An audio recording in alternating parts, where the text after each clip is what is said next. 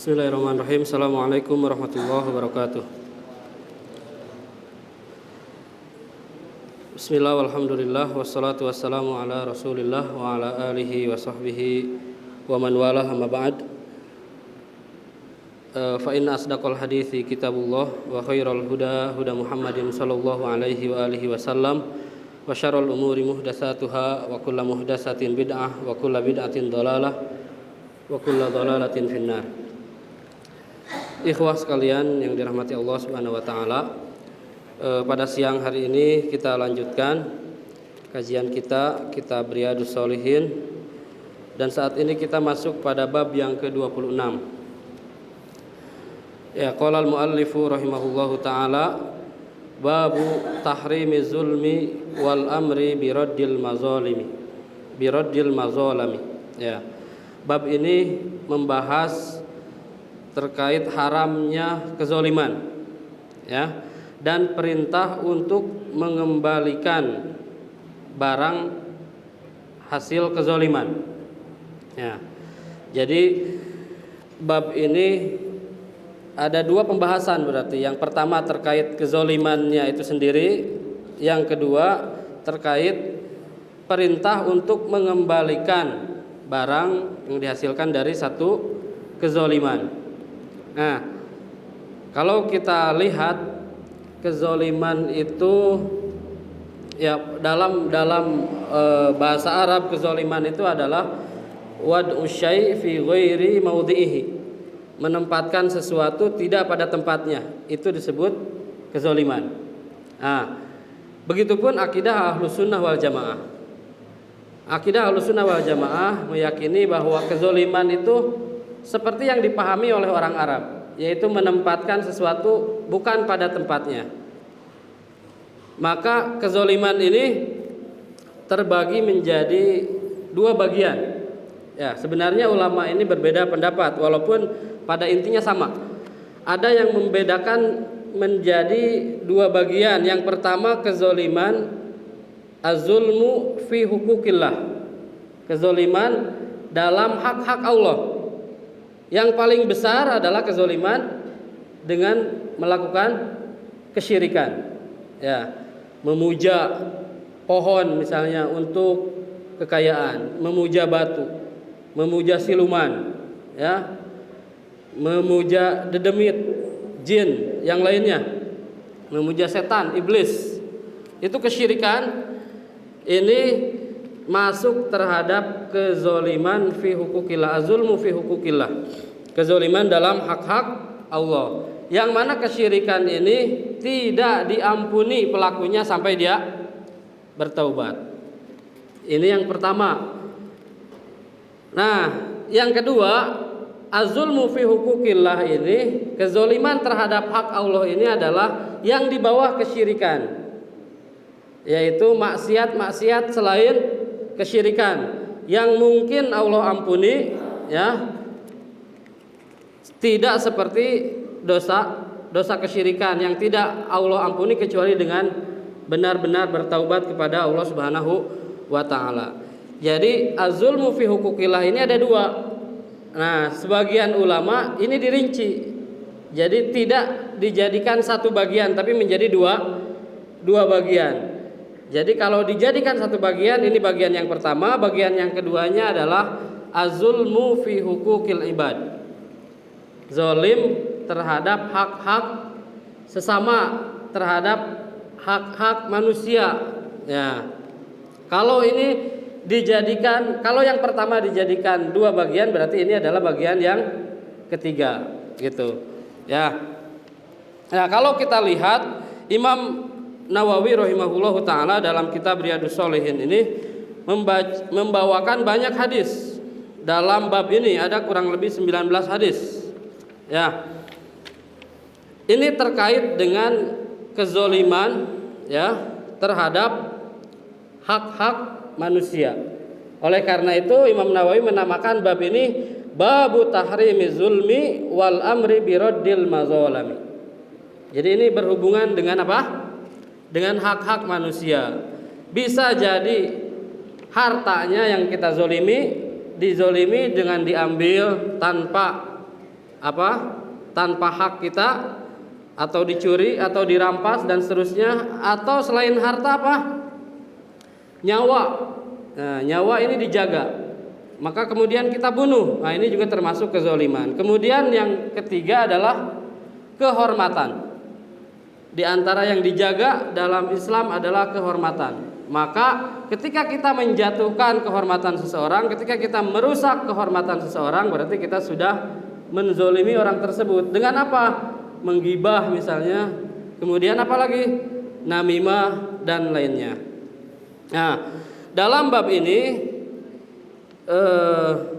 Imam Nawawi rahimahullahu taala pertama membawakan ayat surat Ghafir ayat 18. Ya, Allah Subhanahu wa taala berfirman, "Maliz zalimina min hamimin wala syafi'in yuta."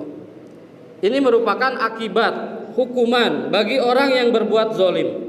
Dan hukuman ini di akhirat. Dan tentunya hukuman di akhirat itu lebih asyad, ya. Lebih kita takuti, ya. Hukuman di dunia ini tidak ada apa-apanya. Kalau seandainya kita berbuat zalim kemudian Allah langsung hukum di dunia ini, maka hukuman yang kita dapatkan di dunia ini tidak seberapa, jauh dibanding dengan hukuman yang nanti diberikan pada hari akhir. Nah, Imam Nawawi membawakan ayat yang pertama dari surat Ghafir ayat 18, "Maliz zalimina min hamimin wala syafi'in yuta." Hukuman bagi orang yang berbuat zalim, dia tidak akan dapat teman dekat. Jadi ketika seseorang kesulitan, ya, ketika seseorang mendapatkan kesulitan, mendapatkan musibah, keinginannya kan didatangi teman, ya. Makanya ketika orang sakit, di antara hak dia sebagai seorang muslim adalah Iyadatul marid. Kita kunjungi, kita kita tengok.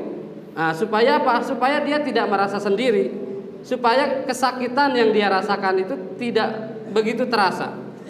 Begitupun orang yang meninggal, di antara haknya adalah takziah.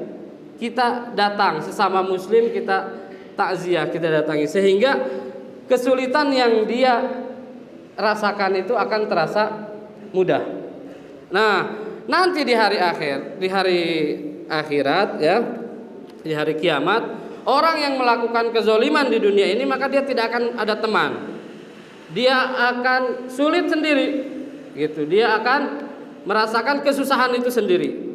Wala syafi'in yuto, dan dia pun tidak akan mendapatkan orang yang memberikan syafaat yang diterima syafaatnya. Nah, ini yang pertama. Kemudian yang kedua, Imam Nawawi membawakan ayat dari surat Al-Hajj ayat 71. Wa maliz zalimina min nasir. Ya. Orang-orang zalim nanti pada hari kiamat tidak akan mendapatkan penolong, tidak akan ada penolong baginya. Jadi dia sendiri. Tidak ada orang yang memberikan syafaat, tidak ada yang membantu, tidak ada yang menolong, tidak ada teman yang mau mendekat, sendiri dia. Karena apa? Karena ulah dia selama di dunia banyak berbuat zalim. Nah, kemudian kata Imam Nawawi, wa amal ahadits faminha hadisu Abi Dzarrin radhiyallahu taala anhu al-mutaqaddim fi akhir babil mujahadah. Kemudian hadis di antaranya adalah hadis Abu Dzar yang sudah dipelajari dulu pada akhir bab mujahadah dalam hadis qudsi. Ya, Allah Subhanahu wa taala berfirman melalui Nabi sallallahu alaihi wasallam, "Ya ibadi, inni haramtu zulma ala nafsi," dan seterusnya. Itu sudah dibahas. Nah, kemudian hadis yang pertama yang dibawakan dalam bab ini oleh Imam Nawawi adalah hadis yang diriwayatkan oleh Imam Muslim radhiyallahu taala anhu dari sahabat Jabir bin Abdullah radhiyallahu taala anhu. Imam Nawawi mengatakan, wa an Jabirin radhiyallahu taala anhu anna Rasulullah sallallahu alaihi wasallam qala ittaquz zulma fa inna zulma zulumatun yaumal qiyamah wattaqus syuha fa inna syuha ahlaka man kana qablakum hamalahum ala an safaku dima'ahum wastahallu maharimahum. Dari sahabat Jabir bin Abdullah radhiyallahu taala anhu bahwasanya Rasulullah sallallahu alaihi wasallam bersabda, jauhilah, hindarilah kezoliman, ya. Bertakwalah dari kezoliman, karena sesungguhnya kezoliman itu kegelapan pada hari kiamat. Dan jauhilah sikap pelit, kikir, karena sesungguhnya itu yang merusakkan orang-orang sebelum kalian, ya. Dalam hadis ini ada beberapa faedah yang bisa kita ambil. Di antaranya bahwa yang pertama, Nabi Shallallahu Alaihi Wasallam di sini mengatakan ittaquz zulma, dan ini umum ya, ittaquz zulma, jauhilah, ihzaru azulma. Dalam hadis lain dikatakan iyyakum wa zulma, jauhilah oleh kalian, hindarilah oleh kalian kezoliman. Umum, baik kezoliman kepada Allah, ya, terhadap hak Allah Subhanahu Wa Taala, ataupun kezoliman terhadap hak manusia. Mana yang lebih berat? Zolim terhadap hak Allah atau zolim terhadap hak manusia? Kalau seandainya zolimnya itu berkaitan dengan kesyirikan, maka itu berat. Ya, itu yang paling berat. Karena Allah tidak akan mengampuni dosa tersebut kecuali dengan bertaubat. Nah, tapi kalau dibandingkan dengan yang dibawa kesyirikan, maka mungkin saja Allah ampuni. Sehingga sebagian ulama mengatakan bahwa yang lebih berat itu adalah kezoliman terhadap sesama manusia. Kenapa? Karena itu tidak akan diampuni kecuali setelah apa? Setelah orang yang kita zolimi itu meridokan, mengampuni, memberikan maaf. Kalau misalnya kita pernah mencuri barang saudara kita, maka Allah tidak akan mengampuni sampai kita kembalikan apa yang kita curi, atau orang tersebut sudah menghalalkan apa yang kita ambil dari dia. Kalau kita pernah menggibah, ya, pernah mengomongkan saudara kita, maka dosa gibah itu tidak akan begitu saja Allah ampuni, tidak akan begitu saja dihapus, akan tetapi apa? Harus kita datang ke orang tersebut untuk meminta maaf. Dan seandainya urusan itu tidak selesai di dunia, maka itu akan berlanjut di akhirat. Dan tentunya itu yang lebih berat, ya. Ketika sudah tidak ada dinar dan dirham, kata Nabi Shallallahu Alaihi Wasallam, itu yang lebih berat. Maka kebaikan kita yang akan kita berikan kepada mereka. Seandainya kebaikan kita sudah habis, sudah tidak memiliki kebaikan, maka keburukan mereka yang akan diberikan kepada kita. Sehingga harus benar-benar berhati-hati terkait kezoliman kepada sesama manusia. Ya, ketika kita melakukan kezoliman yang berhubungan dengan hartanya, kita pernah mengambilnya, ya, atau kita pernah menggosoknya, maka kita minta dihalalkan. Gitu. Kalau seandainya dia tidak meridhokan, maka kita ganti sesuai dengan yang kita ambil. Gitu. Kalau misalnya berkaitan dengan ghibah, kita minta maaf. Karena sebagaimana dijelaskan bahwa itu tidak akan diampuni kecuali setelah ada maaf dari orang yang bersangkutan. Nah, ittaquz zulma fa inna zulma zulumatun yaumal qiyamah. Karena sesungguhnya kezoliman itu kegelapan pada hari kiamat. Nah, makna kegelapan di sini sebagian ulama memaknainya dengan makna hakiki. Artinya gelap. Nanti di hari kiamat orang yang melakukan kezoliman itu akan kegelapan, tidak akan mendapatkan cahaya dari Allah Subhanahu Wa Taala. Nah, sedangkan orang yang beriman, orang yang tidak berbuat zalim, akan Allah berikan cahaya, sehingga akan mudah menjalani segala peristiwa-peristiwa nanti pada hari kiamat. Sehingga dia akan mudah dengan cahaya itu untuk menuju kepada surga. Sedangkan orang yang berbuat zalim, maka cahaya itu tidak akan Allah berikan, sehingga dia kegelapan. Sehingga dia akan merasakan kesusahan, kesulitan, sehingga susah untuk masuk surganya. Ya. Jadi ini yang makna yang pertama, makna hakikinya. Ada juga ulama yang memaknainya dengan bahwa ini merupakan kinayah dari kesusahan-kesusahan. Jadi zulumat di sini artinya adalah kesusahan-kesusahan. Ya, maknanya sebenarnya tadi sama, ya. Karena ketika orang tidak memiliki cahaya, tidak diberikan cahaya oleh Allah Subhanahu Wa Taala, maka dia akan kesulitan, akan kesusahan.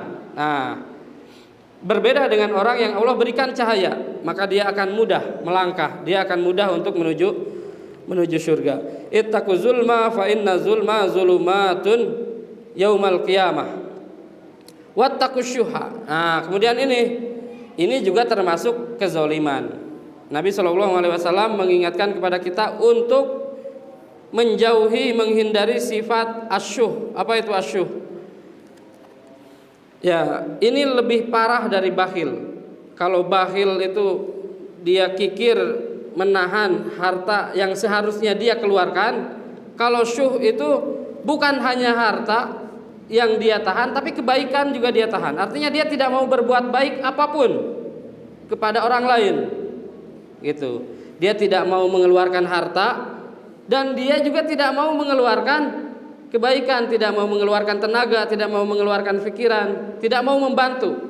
Nah, sebagian ulama memaknai syuh itu dengan itu, menahan harta dan menahan kebaikan. Dia tidak mau memberikan harta dan tidak mau memberikan kebaikan. Ada juga yang mengatakan bahwa syuh itu artinya menahan harta, dia tidak mau mengeluarkan harta dan dia ingin harta dari saudaranya juga dia dapatkan. Ya, jadi ulama banyak berpendapat terkait makna syuh. Tapi yang jelas makna syuh ini lebih parah daripada bakhil. Ya, jadi kalau bakhil saja sudah tercela, apalagi berarti asyuh ini. Kenapa? Fa inna syuha ahlaka man kana qablakum. Karena sifat ini, ya, sifat bakhil dan menginginkan harta yang ada di orang lain, sifat bakhil, harta ataupun kebaikan, sifat bakhil dan menginginkan orang lain juga bakhil, ya. Jadi ada juga ulama yang mengatakan makna syuh itu dia bakhil, menahan harta dia tidak mau berikan. Dan dia juga menginginkan orang lain bakhil. Jadi dia itu tidak mau melihat orang lain itu memberi. Dia menginginkan orang lain pun menahan harta yang dia miliki. Nah, ini. Nah, sifat ini merusak man kana qablakum, orang-orang yang sebelum kalian. Nah, apakah makna al-halak ini halak fid dunya atau halak fil akhirah? Ini rusaknya di dunia ataupun di akhirat maknanya. Nah, bisa jadi maknanya adalah kerusakan di akhirat, ya.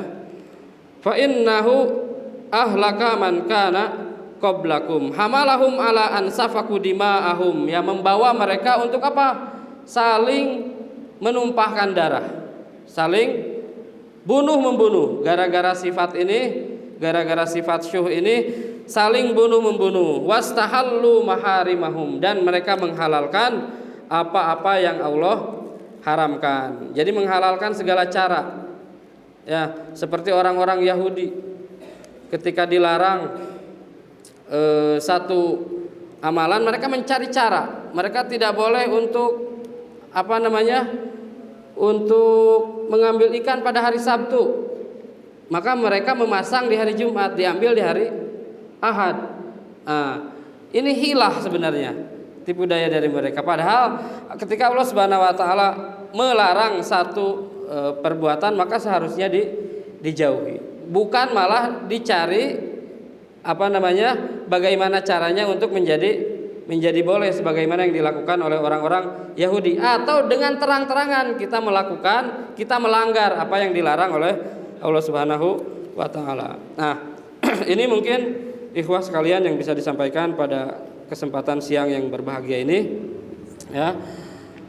Poinnya adalah bahwa kezoliman ini baik terhadap hak Allah ataupun terhadap hak manusia ini sangat dilarang dalam agama kita, dalam agama Islam, dan hukumannya pun, ya, sangat berat nanti pada hari kiamat. Ya, kita akhiri dengan doa kafaratul majelis. Subhanakallahumma rabbana bihamdika asyhadu an la ilaha illa anta astaghfiruka wa atubu ilaik. Assalamualaikum warahmatullahi wabarakatuh.